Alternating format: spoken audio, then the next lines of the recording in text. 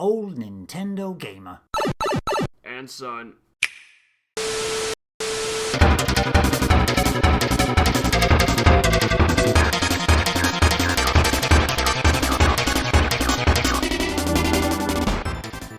I'm first this week, and it was a game I mentioned last week in the eShop sales that it was coming out, and I've procured a code off the, not developers, the publishers of Dragus Games. It's called Steampunk Tower 2. It is a tower defense game, but it mashes up this resource management with it as well to basically bloat a tower defense game into something which will last you a lot longer than if you're not into this game more than you would want, or if you are into this type of game, is wonderful news. To kind of, before I even start talking about it, it is a mobile port. It was on a mobile game, so it's got elements of, like I say, bloating in an RPG mechanic where everything needs to be powered up and everything that can be upgraded is done individually. So every single turret that you need to power up is done individually. So you have to spend a lot of time collecting resources in this meta game behind the main kind of tower defense game which happens. So the story is this Europe. It's like it's present by the looks of it. It's a steampunk version of the present where the Nazis they don't call them the Nazis, of course. They're all Nazis, but all in but name. And they've conquered the entirety of Europe. You drop into the bottom of the Iberian Peninsula, the southern shores of Spain there, and work your way through Portugal and up through Spain. And you can see as you get in towards Germany, slap bang in Germany, that's where all the trouble's happening. But you can even see England on the map there as well, and you can unlock certain regions. I've unlocked, for example, the full bit of the Iberian Peninsula, so Spain and Portugal are completely unlocked, and I can be working my way into France next. So this story it's a lot of dialogue boxes actually for this type of game. There's too many, I think. There's this commander basically telling you what you need to do, and then someone else pops up like, oh, I would fix the turrets that you need to shoot the bad guys with. Oh, I fix the tower that the turrets fix onto. I do this, I do that. So it's over elaboration.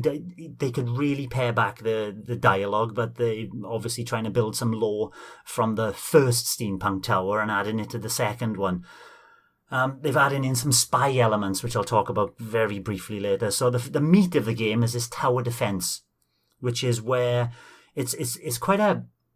Most tower defenses, you kind of click and then watch the action play out. This is more hands-on from away. Basically, every time you start your level, your tower is on an airship, which resembles something out of Marvel. One of those flying airships with the four jet fans blowing like I've forgotten what they're called in a helicopter kind of airship. So your tower's there. It drops down from that tower, massive tower, into the ground like a spike, and then pops back up. And this tower that can be upgraded, you start off with 2 layers high. And on each side of the layer, there are 2 spaces to place turrets. So your basic tower, you got space for 4 turrets. Then in the center of the tower are 2 more spaces where you can swap out these turrets to swap sides or swap levels up and down. Because you got different turrets, of course, and you got turrets like machine guns, artillery turrets which shoot mortars. You got lightning turrets because Tesla, and all that kind of lightning porn, circular saw throwers, and lots of other ones like homing rocket launchers. So as you upgrade your town, which I'll tell you, your base, you can buy better and better turrets, and each individual turret on your tower can also be upgraded. So as you're moving these turrets around, if you move them to the middle, they start to reload. So your turret's not always in the middle of the screen, but most of the time your turret falls down to the middle of the screen, and then you're besieged by enemies on the left and right at the same time. And then you choose, there's more walkers over there, foot soldiers and tanks, so I'm going to need my artillery, which would be better to kill those. So flick them over, put the artillery on the right. There's more air units over there, so I'll use my machine gun emplacements, which are better at taking air-to-air defences down. Right, so you kind of move that around, and you're moving them around to the center to reload between waves and in the middle of waves, and then you can unleash by pressing the Y button on a leveled up turret, which basically is a cooldown for a turret, unleash a big attack. Your main tower in the middle as well is upgradable. So as far as I can see, you can upgrade it to like 5 or 6 levels high. So in later levels, you're going to have like 12 turrets to flick around and maneuver and position into the best position possible for your defense. There's a lot to think about, especially when the variety and the sheer amount of enemies at one time is a huge amount. They throw all these enemies at you, and you've got to keep track of which turret's where, which turret, is it reloaded, does it need reloading, do I need to do this? There's a lot going on, and that kind of central conceit of the tower defense game is pretty solid and runs solidly as well. If you love tower defense games, I don't think you'd find anything to fault with it, you know? Then after you finish a mission, there's normally 3 waves in a mission. You get taken back up to the thing, and then you get back to the map. The map is the place where you can go back to your base, where you can upgrade everything from a turret through to different buildings, which allow you to upgrade different other buildings, which allow you to get more resources. You can send spies on missions across Europe by building a train track throughout the map as well. And when they call it spying, but when they come back, they bring a valuable resource called Ethereum, which is needed to upgrade everything, as well as gold.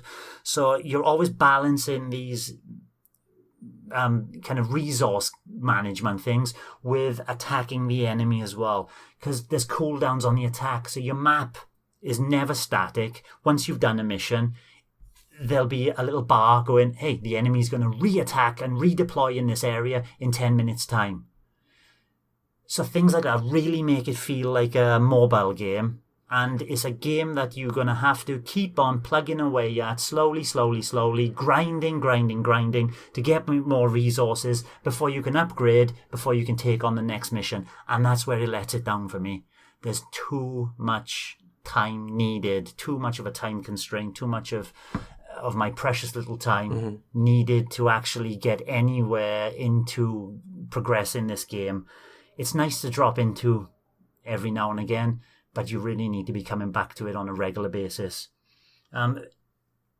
So this game goes from this relaxing kind of resource management into this really stressful tower defense game.